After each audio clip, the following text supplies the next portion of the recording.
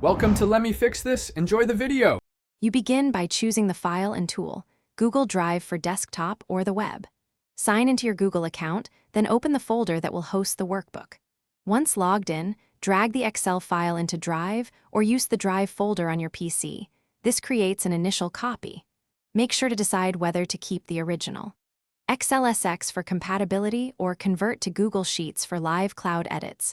Convert only if you need collaborative, real-time updates. Once the file is in Drive, configure how files sync. If you use Drive for desktop, choose Stream to save local space or Mirror to keep local copies. This affects offline access. If you need simultaneous edits, convert the workbook to Google Sheets.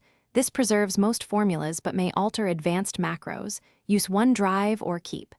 XLSX for macro-heavy work. Then set sharing permissions so collaborators can view or edit. Make sure to manage editor rights carefully to avoid accidental deletions. You finish by validating sync. Edit the file on one device, then open it from another to confirm changes appear.